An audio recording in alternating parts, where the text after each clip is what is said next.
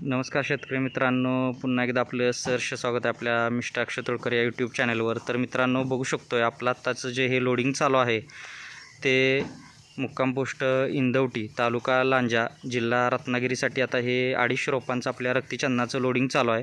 आता हे लोडिंग म्हटलं तर श्री जाधव सर, सौ सानिका मॅडम यांच्यासाठी आता हे लोडिंग चालू आहे। आता हे असताना इंदवटी लांजाचे आहेत। आता यांनी बुकिंग आपल्याकडं 4 महिन्यापूर्वी केलं होतं। रक्तीचंदन 13-13 3-3.5 वर्षाचं रोप आहे।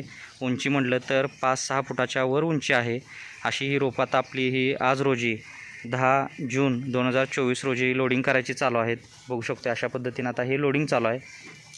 आता ही अशी जी रोपं लोडिंग चालू आहे ती आता आपण 10x10, 9x9, 10x8 अशी लावू शकतो आहे। एकरी 600 रोपं, 450 ते 600 रोपं लावायचे आहेत। 15 वर्षानंतर आपल्याला याला कटिंग असते। रक्तीचंदन म्हटलं तर सफेद चंदनापेक्षा चांगलं किंमत मिळवून देणारं पीक आहे। आपल्याकडं सर्व प्रकारची फळझाडं, फुलझाडं, शोची, जंगली, आयुर्वेदिक, मसाल्याची इत्यादी सर्व प्रकारचे प्लांट्स मिळतात।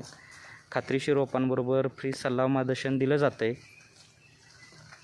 शेतकऱ्यांनी व्हिडिओ आवडल्यास व्हिडिओला लाईक करा, शेअर करा, तसेच चॅनलवर नवीन असाल तर सबस्क्राईब करा, जेणेकरून डेली अपडेट मिळत जातात।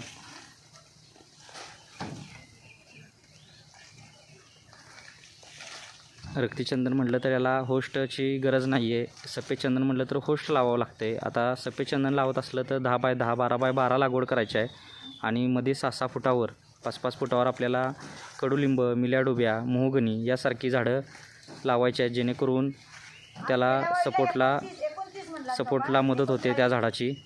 तर अशा पद्धतीनं हे नियोजन असतं। शेतकऱ्यांनी कोणत्या प्रकारची लागवड करायची असेल तरी दिलेल्या नंबरवर संपर्क करा।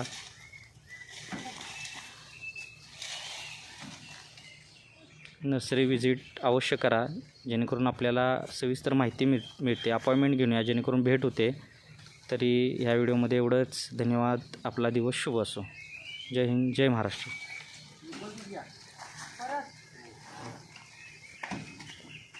150 रोपं झालेले आहेत, 100 रोपं बाकी।